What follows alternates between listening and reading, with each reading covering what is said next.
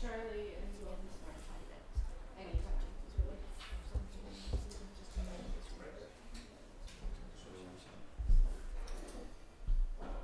As you guys know, the motion of this House believes that non-compliance organizations, but not limited to non-governmental organizations, charities, and development banks, should offer microfinance loans to developing nations exclusively to women. Time will be specified in the application, which is worth time for so far. So we're gonna film all this. So we're gonna film all this.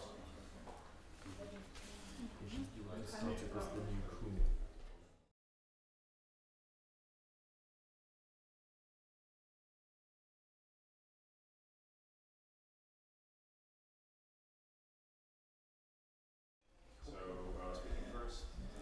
Peter, we will online.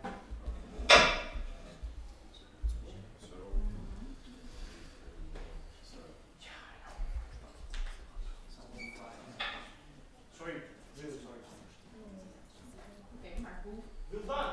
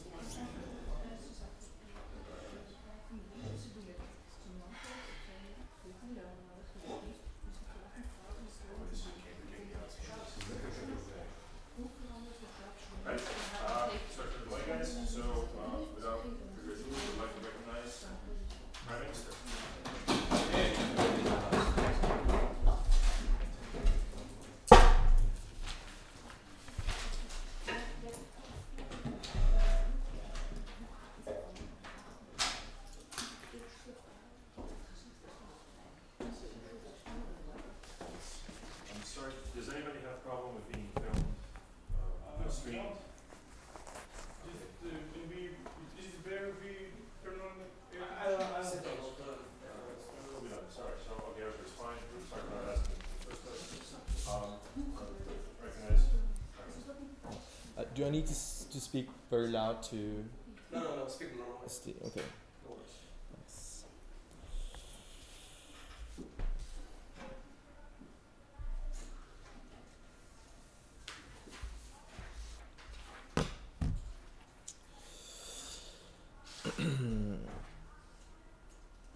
Mr. Speaker, nowadays, in developing countries, we are facing a major change. Something is evolving very quickly. It is the place of women. But we must help them and we must encourage them to go even faster and to do even better. So with this motion, we think we are providing something, some support to make sure that project come from a simple idea and from a dream to actual reality. But first of all, let's talk about our model.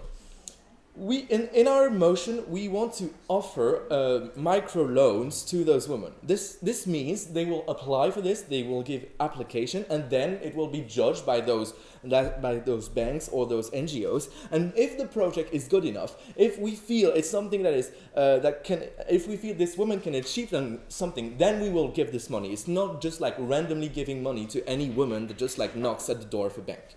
Also, we believe it's not just money, it's also help. Because when you ask to an NGO, it's not just there to randomly give money, it's also there to help the woman for quite a while, give them some sort of tips and things you should know to start a business. And of course, that does not mean that men just like won't be able to access any sort of loan, because the typical loan will still be accessible for those. The objective is to make sure developing countries develop as a whole, not only on the economic stage, but also on the human rights and women rights stage. And we believe it is the perfect manner to do those two things at once. I will have three main points of substance. First of all, about the perception of the woman herself. Second of all, about the giant leap it can offer to society as a whole. And third of all, about the education of the society that this motion can provide. First of all, what is the status quo?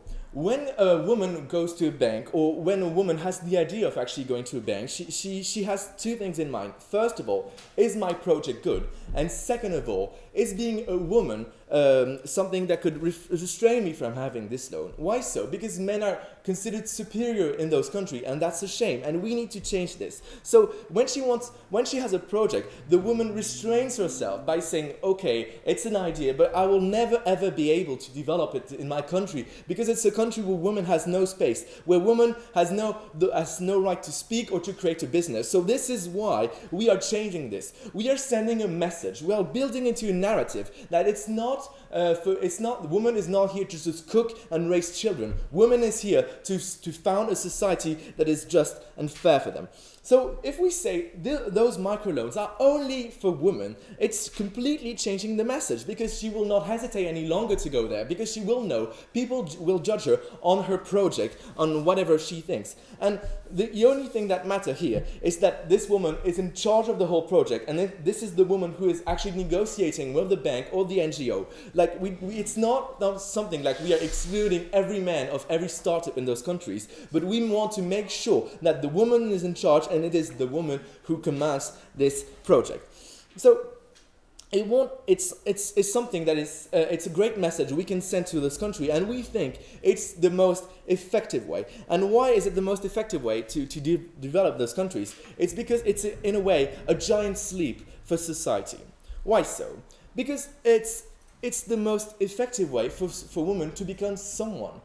Like in this world, startup is the new cool. Like being the CEO of a startup is the way to be someone, is the way to have a name in the world, is the name to be represented. And we want this to happen for women. We want women to be the new cool in those societies, and to make sure they have the right spot and to be permanently in the spotlight. So if we can take the example of Western liberal democracies, for example, for Western liberal democracy. Why so? Because nowadays women have achieved some sort of status that is very near to men. But we can see, for example, when it comes to wage, it's still 30% inferior to men. We think this is very damaging. And what about those countries? If the woman enters a company, even if she be able to achieve something, her wage will still be inferior. So it's not going to be interesting for the woman to work in comparison with the men. So she will just raise her children and make the cooking. We don't want this to happen. If you have your own business, you have your own wage, and you decide what to do. And this is a major change, because you won't be restrained by those stigmas of society on you. You won't be restrained by any sort of cliches you can have on women, because you are your own boss. Yes. What is your standard of developing countries? In which countries preferably you would start? Oh, developing countries, I'm sorry, I missed that. It would be mostly African countries, because we believe it's countries that develop very far. I think, for example, China or India are not the main subject at hand right now. And we believe it's really countries that need to grow very fast, because women has begun to achieve something in India. For example, a woman is the head of one of the biggest political party in India. So we believe it's really a country where women do not have the place to speak and the place to achieve something in their life. But my last point will be about educating the society as a whole, because now women can afford to go to work, because beforehand it was not something that was viable. You need someone to stay at home most of the time if you raise children. That's a fact. So either you hire someone, either one of the parents stays. So if one of the parents stay, it makes perfect sense to make the parents that has the less money in their job to stay, because like you need it. And in this situation, the woman right now has no interest to go to work, because it will still be inferior to men. In this situation, families are incentivized to send women because they have loans. Those loans will enable them to start a business anew and to come from just a rough idea or just some very small and local perspective to something far bigger. So if you can't, in these countries where they just need this money because the source of revenues are very small, you can't just afford to let those pass. So the husband cannot say, oh, you're going to stay at home, even though you have great opportunities, because they can't afford. So you can, in this example, with this motion, you can make sure that the whole society, the husband and the family will push those women to go to own a loan because they can't do it for themselves. And so as it is a way to survive, we believe it will be they will be incentivized. So what have I told you today? First of all, I told you that the perception of woman on herself, restraining herself from having asking for a loan, and this will change. Also, it's the most effective way for society to evolve on every topic, because it's combining the most effective manner. Thank you. Thank you, previous speaker. We now recognize leader of opposition.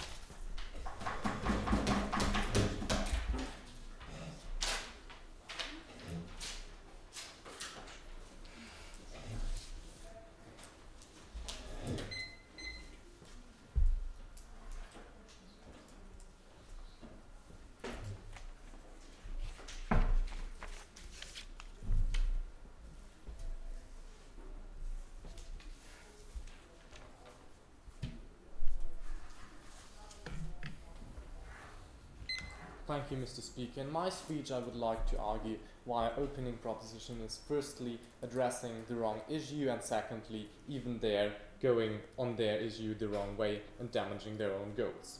So what we actually think on the opposition side is that we need that the suffering in these countries, like starving and actually hungry, because we're talking about African countries who actually don't have a lot of food and so on, is way worse than actually women being not allowed to drive or to vote. We think you have to need food and something to buy yourself food first before you can actually care about these rights in the first place. So therefore we think this must come first. And I will explain to you why actually this policy would damage that prioritized goal of reducing the suffering of the population in these countries for some reasons, and my partner will explain to you why actually for the women's rights there's another and better way to go in these countries too. So first, what are we talking about? We think these small loans actually are given to people to start businesses like buying a sewing machine, because it's only small loans for those people, so a woman can actually produce clothes or something like that, or for example, buying a bicycle taxi so you can earn your own money and do your own food with it. We think the actual goal of all this is, or there is a possibility to make people get a job, to make people get employment, and therefore a small amount of their own wealth. We think the target or the aim we should have is to spread this among the population, so a lot of people can actually gain their own little wealth and therefore have their own employment and gain their own jobs. And therefore we also need those people who actually start these businesses to enlarge them, so they have like in the beginning they just drive the bike themselves, later they have like two employees who also do the same, so there are already 3 people who get that advantage. So we want them actually to catalyze. No thank you. We think the highest chance of success for all these projects, no matter if it's only women or if it's only men, can only happen if we actually achieve the most fitting, the best people for the job. We think that might, depending on different jobs, different actually things you have to bring with to be the best fitting person for this. In some cases you might need to be the smartest, the most patient, the strongest, the most flexible, the most creative person, whatever. We think if we actually want this suffering in these countries to end fast, we need to have this wealth and this whole system spread fast, because every single second, every minute, every day we lose in time in achieving that goal is another day that people actually suffer. Therefore we think we must spread this as fast as possible, therefore we need the best people for these jobs possible. we do not see why actually women should be the only best fitting people for these jobs, especially as they have already told us that in these societies there might be some advantages for men already existing. We do not think these advantages are good or justified, but they are existing. Therefore, if for example male people already got more education as childs in these societies because of these societies, they might be better able to actually handle those businesses and therefore to spread their wealth faster among the population. We think if that actually helps increasing the country's wealth overall faster, that's the way to go, because that reduces the existential suffering of the people way faster, because as I already have told you, we prioritized hunger and starving higher than being able or allowed to drive a car or vote. No thank you. So, if we now look at all those people, we see that we do not only actually have those people in Africa and so on develop in a larger amount of time, they need longer, but also we see that in Western democracies where there are actual people donating to these organizations, they see that as well. They as well ask themselves, why do we only give this money to this feminist radical organization if this actually leads to people starving because you disadvantage men in these countries? We think that will to some amount lead to actually people not donating money to this organization, which they would donate if it would be an organization that would give the money, these loans to everybody who has good ideas about starting a business. Therefore, we think if this reduces the overall amount of money donated to these organizations, this is a harm we are not willing to take, because this reduces or increases the suffering in these countries a lot further. I'll take second. Don't you think that men that will want to start a business in our model will need to employ women as the face of their business in order to take out the loans and start their business? Well, unless you don't want to have a puppet woman in front which is actually controlled by men running the business, which I don't think is the aim of opening a proposition, you wouldn't give those women who actually often say that they are just controlled by men those loans. So therefore I don't get exactly where you want to go with your point, but thank you for the point. So, what we actually see, if people in the Western world just see that the suffering in those countries isn't fought as effective as it would be possible because of these radical feminist organizations, not only that they will donate less money and therefore the harm is already done, but as well we think that in Western democracies those feminist ideas aren't that well established yet that they could actually afford to make people think like feminism itself has a very radical way to go. They think like, okay, if we see on the example of these organizations who disadvantage men and are willing to take their suffer because they think these rights are more important than people starving, then we think that this will backlash onto the feminist idea itself in the Western democracies where it isn't really yet established. We see ourselves, we have a lot of feminist problems in America as well, and we think if you actually see the huge majority of people who isn't yet fully confirmed or convinced about the feminist ideas, that the feminist ideas are some way dangerous because they lead to people starving. There are some radicals that are over extreme and put their values in the wrong prioritization. Then we think that these people might start questioning the good idea of feminism itself in the Western countries. And therefore we think, because on the first hand, your policy will actually increase the harm that is existing in these countries because it stops fighting it in the most efficient way. We do think that you will have less money that is actually donated to these organizations than you could have. And thirdly, we think that it might backlash and damage the idea of feminism itself. We're very proud to oppose this model. Thank you.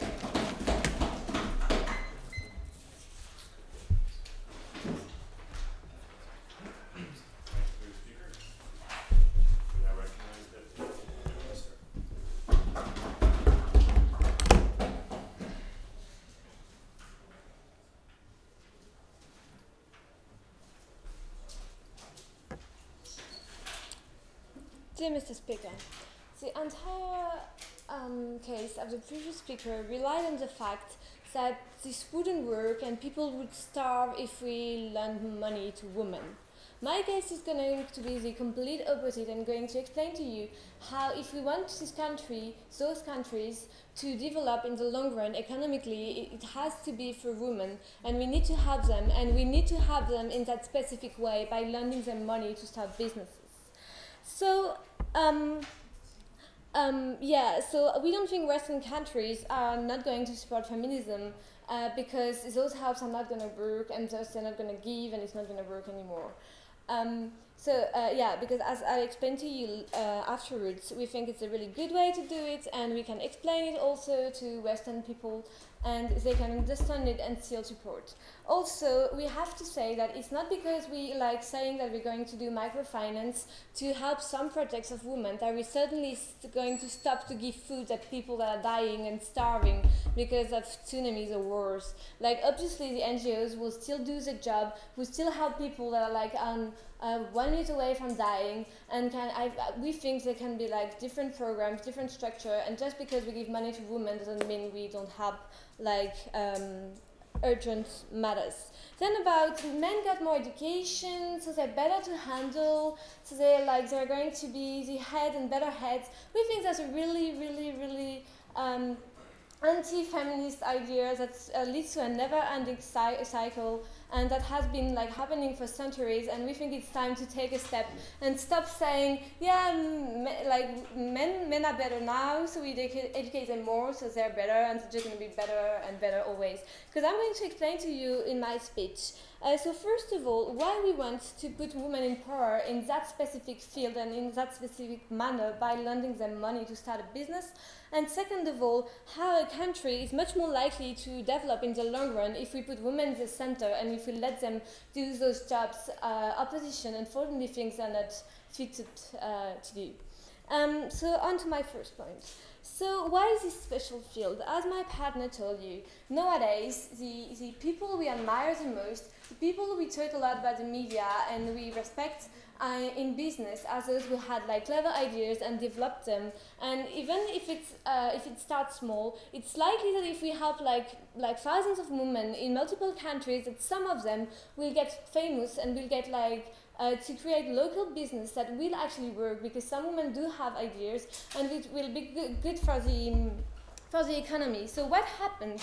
Then you get exposure, you get empowerment, you get the woman in their home to see, oh, so this woman in the town, she had an idea, she did something, it worked. Maybe if I put my girl into school and if I help her, she's also going to become that successful woman. And that way you get like more like girls to be better educated. And I'm going to explain to you in my second point why it's incredibly important. But also, this is a specific field, because it's not just about having a job, it's also about having the ideas, finding the thing, being the leader, and deciding what you want to do. It's really important to show to those people that not only women are able to work, but also that we believe they can be innovative, and we're ready to like take a bet and give them some money, because we think they can achieve something. No, thank you. And also, as the opposition told us, some women might not be ready to take that risk and start this business. So what you have in those countries, men and women tend to want the economy to work in every country because they don't want to starve. So if they want businesses to be created, now they need to educate women, because the only ones that can actually get this money and that can actually go to NGOs goes to these banks. So what do you force those countries to do? You force them to invest in women education and to prepare them to be head of those groups and of those businesses. So we think it's really good for women. Then on to my second point. Someone help you? Yeah, obviously people are already starving today. What is your justification to make the status longer to reach some long-term goal if people are suffering today? Exactly onto my second point, which is about how we think that doing this will help the economy, and having a better economy is going to make less people starve, because more businesses means more jobs, means more money, means more food, and means less people dying, fewer people dying, and that's what we're actually aiming for. So first of all, economically, if you give the ideas to people that women are clever and women can work, first of all, it doubles the numbers of working people. That's what happened in Western democracies. if you put women to work, then suddenly you have a massive increase of the number of people, and we think it's a good idea. Second of all, as I showed you, it will increase the level of education of girls because they're now bets and they're now hope for the country. And we think that a global raise of the education of the country means that the mothers are actually raising the children usually, can raise them better, can make them clever, can educate them better, and we're raising the whole level of the general population. And we think that leads in the long run to have a better economy and thus less people starving. About the mentalities, also when you put women to work, they tend to have fewer kids. So and thus have like more time to invest in them and more likely to make them more educated, and this is including the girls. And also, when you put them to work, what happens? You put them in the outside world. You get them to meet people. You get them to talk to other communities. If they're like sewing company gets a bit bigger and sells to other villages, you get them to meet other women, you get them to talk to banks, and you get them to realize that they actually are able to have rights and to think and to do things. Because we think when we help a country, right, we don't want them to starve, it's true, but we also have other means, other goals. We want them also to reach the level of consciousness we have about many issues, and one of those is feminism. And we think that by bringing those women to realize for themselves that there is a problem, that the situation can change, and to see that actually different things are sometimes different in other places that could be applied to them, we think it's how we're going to make mentalities change. Because if we only help men develop this business, and we give food to the woman, and we tell her, yeah, you should raise up against the men, you should tell him you want rights, we think the woman is not really likely to understand us if she never had education and if she never saw any successful woman. So by enabling some women to try it out and to be successful, we're enabling them to be role model for all the other women who might bet into girls' education, and that we think that's how we can change a society in the long run and make them more developed. So for those reasons, it's a big to propose.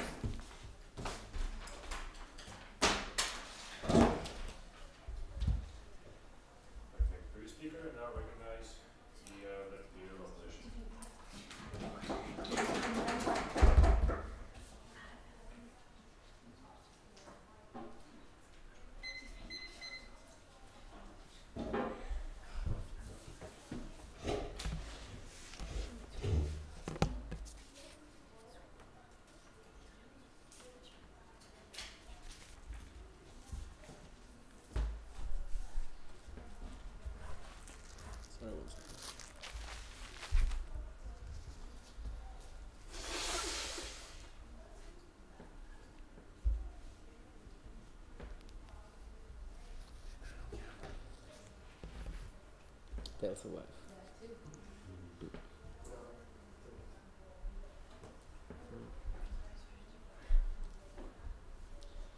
Mr. Speaker, first I'll rebut about 4 points of opening proposition, then I will further extend on what Leonard told you about how we will be way more efficient if we maximize the potential by taking everyone who's simply the best, not only just the women, and then I will further talk about how maximizing the growth of the economy is the best and surest way to get women's rights within these countries. So, rebuttal first. We had heard here long-term development needs women. Yes, exactly, but we still have women. We are not in favor of giving it only to the men. That is not, so this simply is not a problem overall. Same thing about how one successful woman can really inspire everyone. Well, the best bids by women will still go through. It's just we take the best from both worlds, so the ones who we think are most successful, who are most probable to really become these successful people who then will inspire others, we will still have them. Third thing we heard here was that it's basically sexist if we see that men are better now, so let's educate or whatever them more so they can help even more. We believe there's nothing sexist or problematic in any way about acknowledging existing advantages. And if you have a problem, if you have a country that has a problem as a whole, so basically an economy that doesn't work, then we simply cannot go to fairy debate land and see what would be the perfect economy running, but we need to see how we can take the resources this country in exactly this state has to make it go. And if the men are the ones who have the education, then we should simply use the resources we have in these men to basically help them go along. This is something you cannot simply teach people that easily. For some jobs you simply need to have basic math skills, for example. And someone who never went to school more than 2 or 3 years, who only worked on the fields all her life, she simply doesn't have these abilities, so she can't these jobs overall in the way.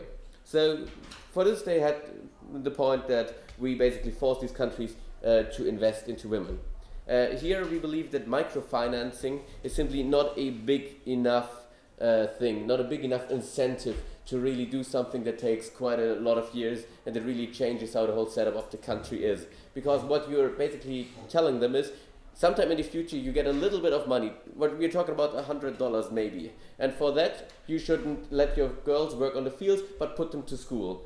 So they have the option of getting this little amount of money, and we simply believe this does not work overall. The last point here, that the women need to realize their problems, will be directly rebutted with in my second point.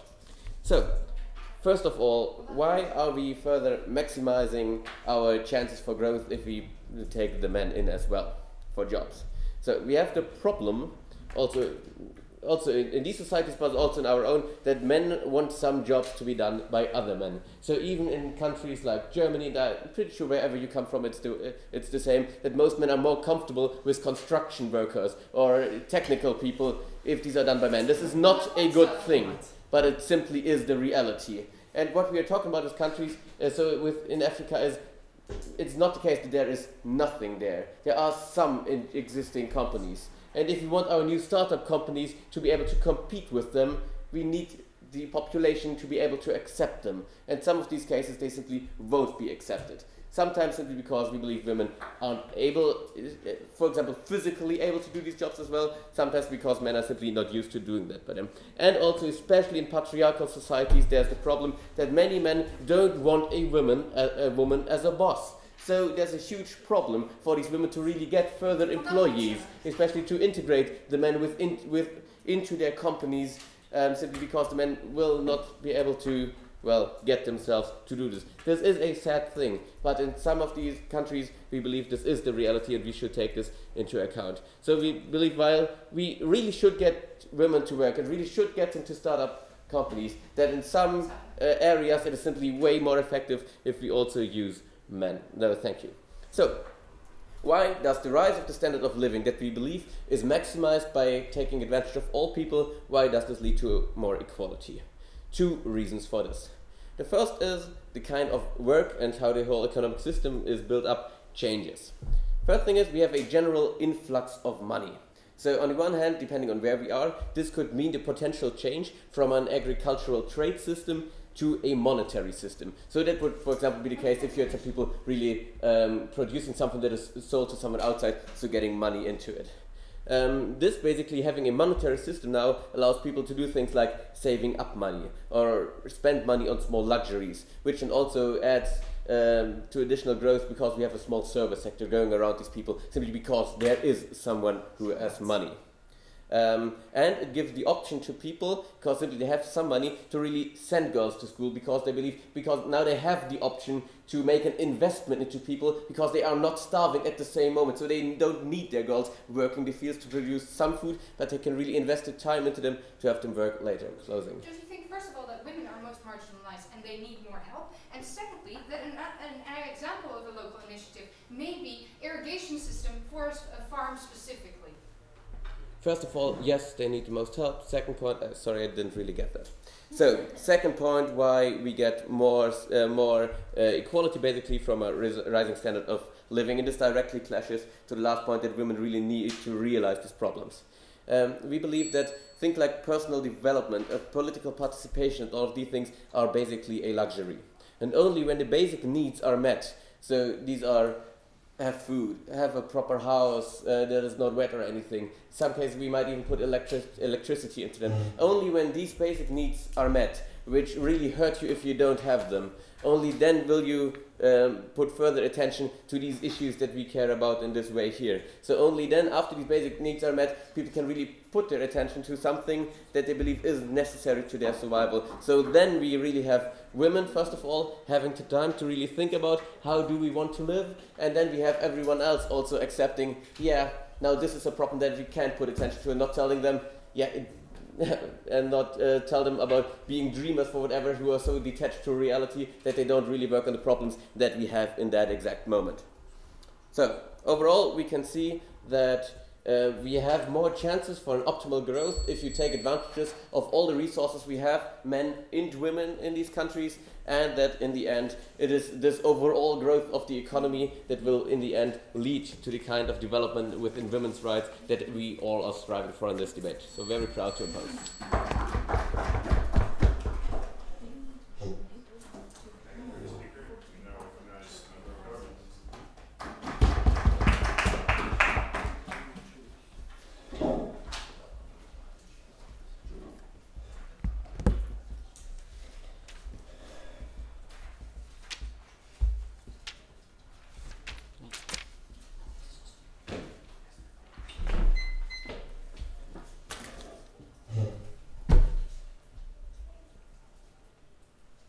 Dear Mr. Speaker, opening government already brought you the benefits for women in developing countries that are already able to run a business. Women that are now do not have the chance yet to run these businesses but are capable to. We believe there are far more women who are yet still marginalized, who do not have the right capacity to already run businesses. We think, however, with this plan, we will in the long run, but already in the short run as well, change the situation for these women. I'll give you 3 lines of extension. First of all, I'll explain why it's legitimate to select on gender, because these women are especially a very marginalized group and why they can't get out of them themselves. Then I'll talk about more clearly how we change the role of women in societies, even when they're not capable yet of running the business themselves and are used as puppets. Thirdly, I'll talk about why microfinancing is an effective means to empower women. First of all, a few things, because opening opposition seemed to be a bit confused about the whole idea of a developing country. We believe it wasn't defined as such, but we won't use the very broad definition that the IMF sometimes uses, which includes almost every country. We believe we should focus on the UN Low Human Development Index. We think there's a list of 20 countries, I have it here actually, which is mainly sub-Saharan African countries, a few South Asian countries like Bangladesh, Pakistan, Yemen, and the like. We think these countries were overly misrepresented by the opening opposition. I'll give you 3 points of rebuttal. First of all, they said, well, but they don't have the food, and that's the most important thing about it. First of all, we think most of the countries actually do have food, do have quite some things. Actually, the problems are more structural, like on governmental issues or financial issues, but it's not necessarily very first aid. Secondly, we believe that even if that's a problem, we think it's mutually exclusive with our case, not mutually exclusive with our case. We can still give food aid, but still have this mechanism working. And thirdly, I'll show you what this is actually very effective in making these countries grow and therefore creating more wealth. Thirdly, they say, well, but men are more efficient and well, now they can then create more growth. We think actually the problem is this whole idea that you keep the power relations intact, that men are always the ones that have to do the big jobs. Men are the ones in a family that create the money. Men are the ones that then give the food to their wife, and then the wife actually has no power in that because she's always put in a position in which her man has the power to actually give her food, which is a very natural, basic instinct. And thirdly, they say, but now we create more money, and it still wasn't really clear how they're going to suddenly create that much money, but they're creating more money for education of women. The problem is not that people don't have enough money to educate women. The problem is that people don't see the importance of women getting education. What we see in India or Bangladesh is that 80% of the parents take their children, who are daughters, out of school when they're 12 because they feel like it doesn't really matter to them if they get more education. With our plan, we give them a new incentive to get more education. So on to my first point. Why do we believe it's legitimate to select on gender in this case? We believe the women at the moment are the global proletariat that's mostly marginalized in the international economy. We believe they are the ones that have all the worst jobs in agriculture, in sweatshops, in prostitutions and the like. Of course, not all of them do have these jobs. We believe on general, these women have much worse jobs than men in these societies. And we believe this is a very unequal harm, and we already favor women when they are very unequally harmed in our societies, so we believe this is problematic. However, sometimes women can get out of it themselves. We believe that's not the case in this case, because we believe there are 3 main problems. First of all, the patriarchal family structures in which, as I already told, men have such a strong power relation of their women.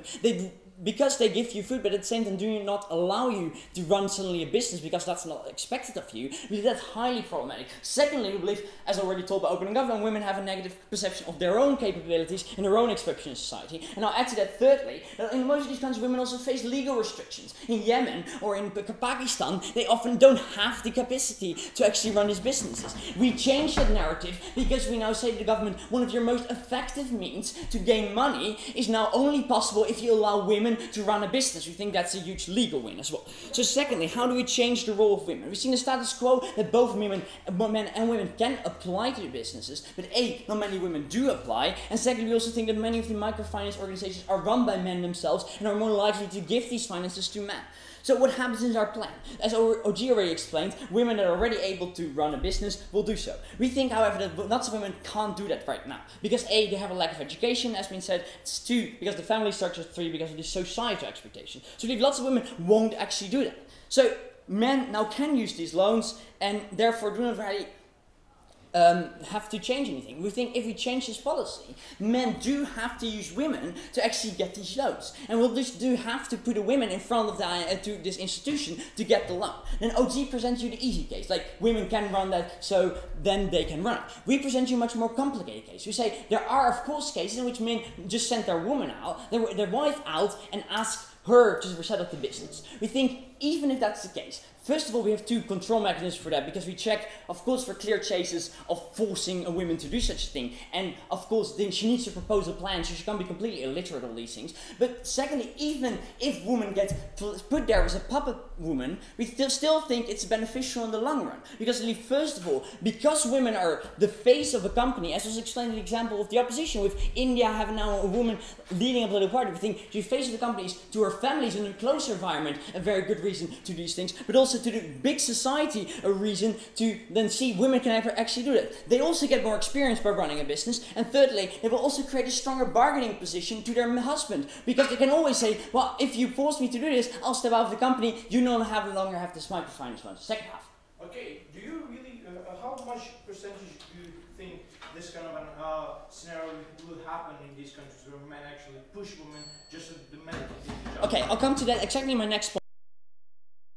Effective in this point. First of all, you see the problem in mostly sub-Saharan Africa is the lack of financing. We see that sub-Saharan Africa is at this moment a net contributor to world financial investment. Most of the money actually goes out of Africa because companies are not willing to invest in African companies. A, because the government doesn't back them up if a company goes bankrupt, and B, because African banks are still very weak and are not willing to give their companies. The biggest African bank in Nigeria at the moment was just filed for a corruption case, and this shows it's still not very wrong. So we believe financing is essential to create growth in these economies, and we believe that microfinancing is a good alternative to banks who do not finance at the moment. So we believe it's very effective, and because you can now withhold it, creates a very strong bargaining position to change anything. And then secondly, we believe it's very effective to enforce feminism in this way, because we believe it's better to enforce feminism if they do it themselves than by saying to them, you should be more feminist, you should have feminist rules. We believe that often you create this whole image of colonial history in which the West says you should do this. We believe in this case we create another model in which people can make themselves a decision that they think it's better that a woman runs a business. So, because I've explained to you, it's legitimate to select on women because they're marginalized, because I think it will generally change the role of women, even if they're public women, and because microfinancing is our most effective tool, I'm proud to propose.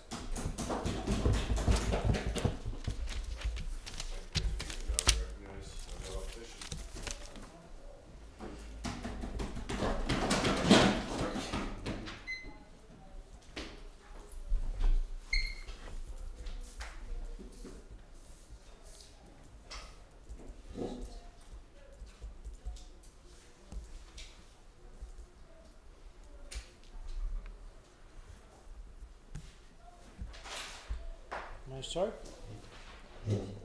Thank you for the floor, Speaker.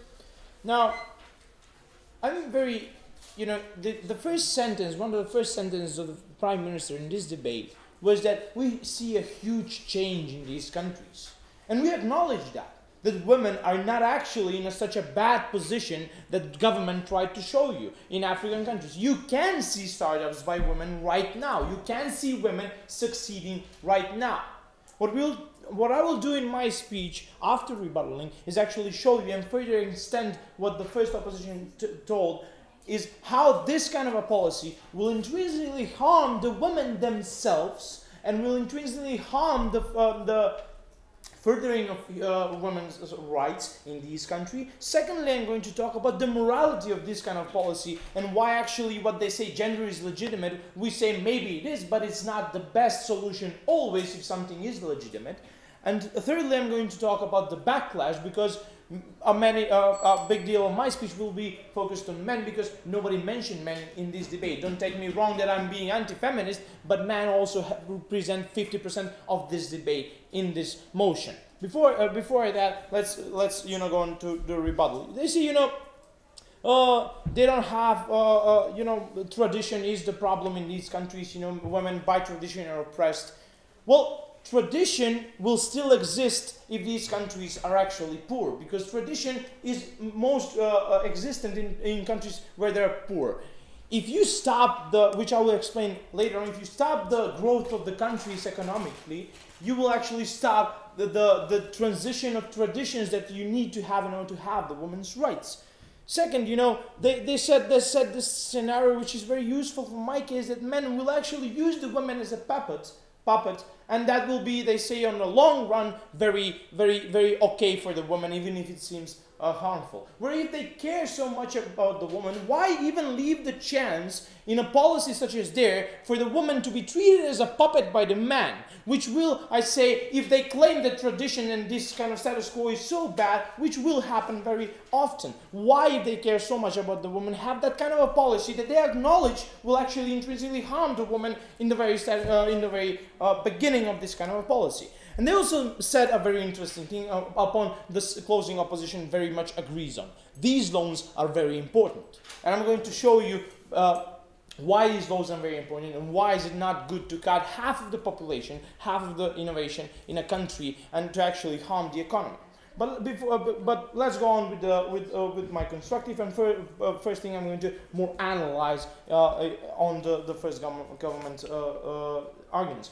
Now, firstly, what does economy mean for these countries? These countries are generally poor countries. As I stated, poor countries actually rely on tradition because they don't have the money. They still believe in some gods because they believe that they can bring them food because they don't have the money. But what is the problem? Let's take a difference between Johannesburg and an African village. In Johannesburg, we see a pretty good situation about women. Yes, there might be exceptions where, women are mistreated, but the general majority of people who live there in a developed city are actually treated good. As long as in African village, you have this kind of tradition, you have this kind of a neglecting woman. So what does this show you? What Johannesburg has and these villages don't. That is education. Because an open education. And I'm going to tell you that education, as first government said, is very important to improve the women's rights. But how education will be stopped if you do this? What are you doing with this policy? Is cutting half of the cutting half of the population of one country to actually be able to aspire to make money. What does that mean? You're cutting 50% of the innovating people inside that country intrinsically. Second, you're cutting the potential employment that could be generated by these people who will actually create a startup. And you're cutting the potential GDP of that country rising. And let's be fair and honest, 50% of the people are not a small number in a country. No, are not a small number in a country. So we see that this kind of motion, even though if I agree that there are women who are innovative and who can succeed, but cutting half of the population will do more harm than good in the economy of a country. So thus will not be able to develop as cities as Johannesburg and will not be able to develop that kind of an education so we can further on progress in women's rights. Before I go on, closing. Well, we already see at this moment that half the population can't get these loans, namely women. How does that change if we take the other half? That is not true, because you presented as a government the status quo very bad. Because that is not the status quo in Africa. As the Prime Minister himself acknowledged, we have a huge leap in these women's rights. Women are not treated like animals anymore, because if you need to decide which one you will take as government, but I presume will take the first one because that is a reality check. that these women are not treated like animals anymore, because we have a huge leap that was acknowledged by the Prime Minister. Second point, morality. Now don't take me wrong, I'm not an anti-feminist, but you have to consider the man in these cases. Because man, what is the only thing in this debate that we would all agree on, that the men and women are on the same level? That is the wealth. Both of them are poor in a general majority of situations. Both of them want to aspire to feed their families. Men are not animals intrinsically to try to harm their women. They both want, they both want to feed their families. So what are you doing in this debate actually with this policy? You're cutting the dreams out of men who want to inspire, who want to do things. You are doing that. And that is bad, because you're leaving, as I said before, a half of the population back and cutting them the dreams that they had to aspire in a society like that. And why actually these loans are very important? Because these are generally the only loans that they can take. So you're cutting, not only, you're saying, well, men will be able to do, again, things by taking normal loans. They cannot take normal loans because, as the motion says, these have extremely low interest rates. And these are the only ones that they can take because they don't have the money for the interest rates right now. So this is even more harming them. Last point, the backlash. What nobody considered in this debate is how will the men feel about the woman if you implement this kind of a policy. As the government has extended to a level that, I don't know, it's not a reality. But even if we suppose that it is a reality, and men hate so much women, if you tell a man that because of woman he cannot aspire for his dream, if you tell a man that because of woman he cannot do what he wanted to do to feed his family, then you have the backlash, furthering the division between man and woman in this kind of society where we need unity, not division. For all these reasons, oppose this topic.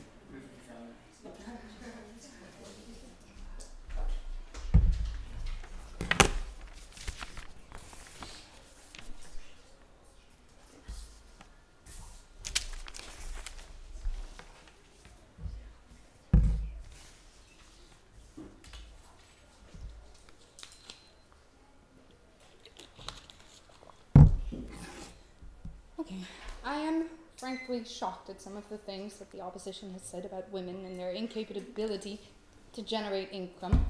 I'm also a little confused about the picture they paint about Yemen, Bangladesh, or Central African Republic, about the situation of women there. But I'm going to talk to you about this debate and why our case stands very strong in this debate. So first of all, government has told you that it's really good for women if they have a job in development of the countries. We concur. We think that the perception of women, just like them, that the perception of women in society will change if they have a job more often, and that women will take out loans if the perception of women has changed. We also think it's good to build a narrative in these countries that women are valuable and that they can run organizations. And we think that strong women change the narrative.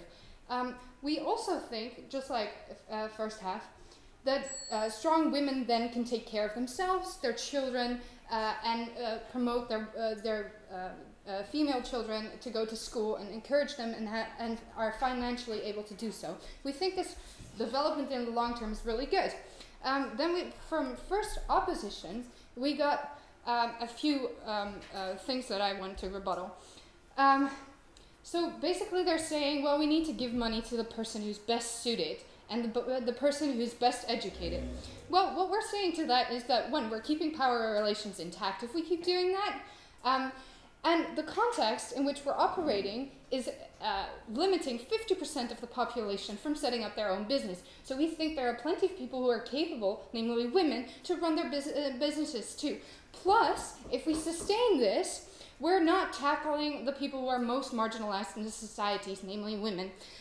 Then secondly, they say people will give less money to aid organizations if we support women in developmental countries and not men. Well, we think that in the Western world, feminism is pretty valued. Women are pretty valued. And if women are successful in sub-Saharan Africa, we think that this won't have an effect on whether or not people will give less money.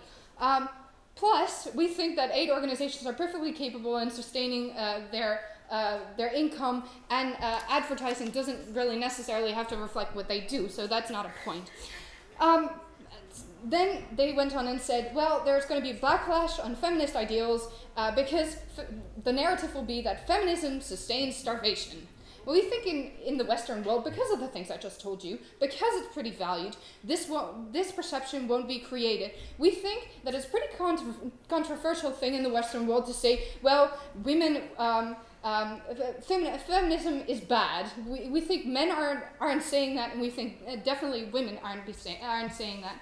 We also think that in this case, feminism helps the most marginalized. Men can still be managers of the companies, and there are other types of aid. Generally, feminism is seen as a good thing, and in developmental societies, women creating an income, the marginalized creating an income, is a good thing. Then we go on to second opposition, before I go on to our own case. They're saying, well, we already see startups from women right now, and we think yes, we do, and that's a good thing. And we think that won't change in their motto, but we want to encourage more people to have more initiatives, more women. And they're saying, well, women as the face of an organization taking out loans is bad. We don't think it's a bad thing if women are the face of an organization, especially because it has current advantages, as my partner has told you, it has current advantages, like women will be seen as different, and women will be taking out loans, women will be the face of the organizations, and they need to be to get a certain level of education of men who otherwise would keep them at home, in order for them to promote a good picture of their initiative to the organization that's giving out the aid. We also think that women will have leverage, as my partner has told you, in a company if she's the one responsible for bringing in the money. We think if she has to cooperate with a man and she's the face of the organization, then that's generally a good thing because she has some power and she's not kept at home taking care of the children and the household. So basically we think that's, in the long run, as my partner has told you, is that that's a really good thing for the perception of women. And therefore, in the long run, we get all these advantages that the first proposition has talked to you about, plus greater self-esteem of women who know that initially they're the face of the organization and they have a little bit of leverage. They get out of the house. They're better off than just taking care of the children and being told you can't do anything. Plus they deal with the aid organizations who tell them that they're valuable. So we think that's a really good thing for women, also in the long run. Then that's what my partner has already brought to you. Then they're saying, well, we're cutting out half of the population. We're thinking we're operating in a context where half of the population currently is cut out. We think that is a very bad thing and we don't want to sustain that. Yes? If you think that cutting 50% of the population is bad, why doing the same thing in your policy? Thank you. We already told you that men can still be the managers. If men are, for example, have an agricultural company or want to set that up, they have a farm, and they need women to go to these aid organizations in the short run, then that's a really good thing that they can still work the field, they can still plow, but the women at least have a role in the business and know what the business is about, and all those advantages that my partner has already brought to you. Plus, we think in the long run, if women are enabled to run organizations, which they are being told they're capable of now, then, and society will start believing that because they're the face of the organization and they're out publicly. So then we think that this will encourage half of the population to actually work. We think that's a good thing for the economy. We don't think we're necessarily limiting the marginalized men, but if we are limiting some of the marginalized men, we don't think that's necessarily a good thing We don't necessarily think that weighs up against the huge advantages for all the women that are now staying at home and are treated by their family and the society as if they can't do anything and they can't run an organization. So we think clearly it is more important to take care of these marginalized women who now have no chance of improving their situation, and therefore we're legitimate in taking action, and specifically this action is a really good thing.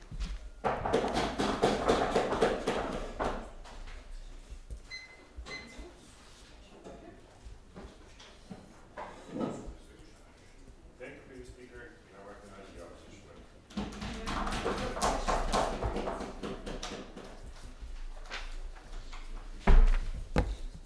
May I?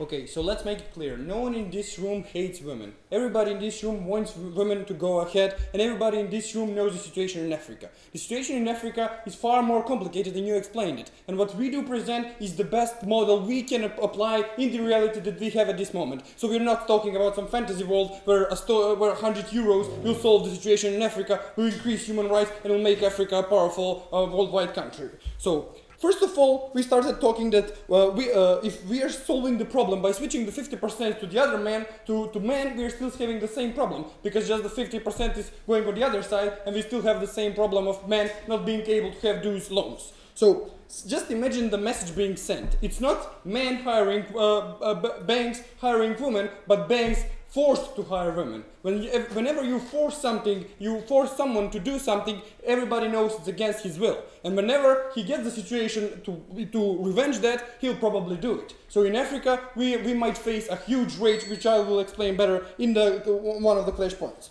So they actually kept talking about problems they're having with the government. They kept talking about problems they're having with how things work and how the system works there. But that's got nothing to do with those countries, because those policies are being applied by banks, by NGOs, by charities, by people who do not really represent the state policy on those stuff. So the state and the government, if that is the problem, we should change them. And another thing they never mentioned, that we have human organizations that care about human rights. Maybe they can break those human rights, and maybe they can treat women wrongly in some villages that are not covered, but we would invest money in human organizations also, because we don't want no one to be treated like he doesn't deserve to be.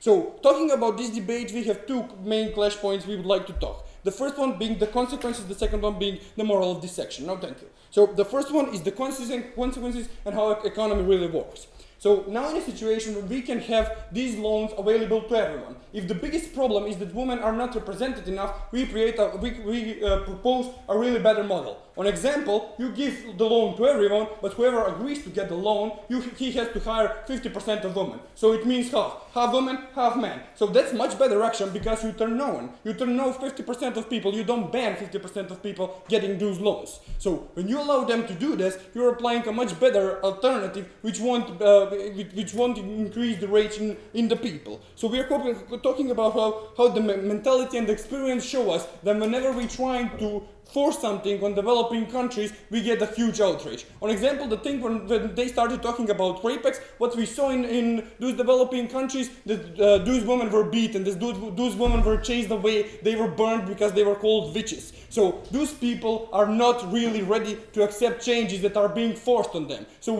that's why they are calling developing countries, because they are still in the process of developing. No, thank you. Because they are still in the process of developing.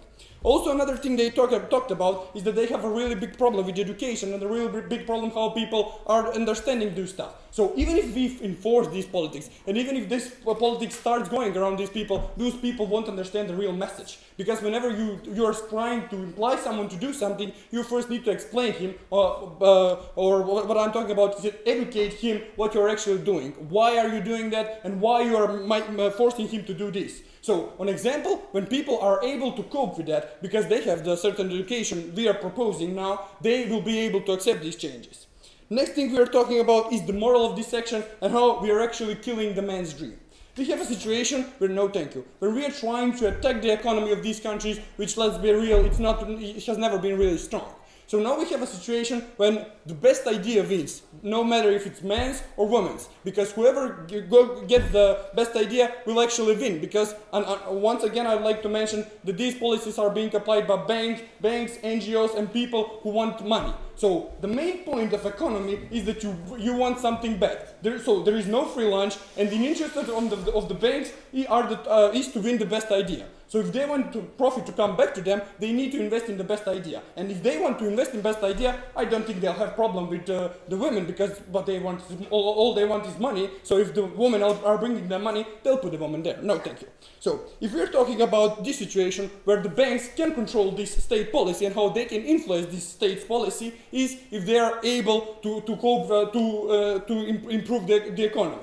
An example, if you have a man who's having a really good idea, but he cannot apply, we are losing taxes. We are losing GDP, we are losing all the money he should have paid if he had a successful business. No, thank you. If he had a successful business. So if he made that business, he would probably the state would develop more. But with their model, that is impossible, because, you know, men are not really allowed to have those loans. Before I go on... Well, the comparative is not between 50% of men working or women working. Comparative is who do you put on the top of the organization. And don't you think if you put men there, you don't have any incentive to get women into their organization? Can you repeat the question? Well, it's not between men working or women working. It's just if you have a women on the top of the organization, that's better for the feminist issues than if you put a man on top of an organization.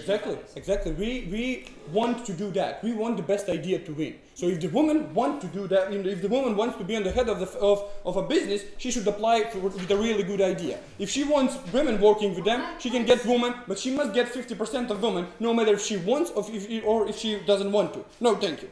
So moving on, we're actually talking about how we can make you can never make a compromise if you're making a too radical decision. We believe that whenever you ban something from someone, you're actually inviting him to be outraged on the other side.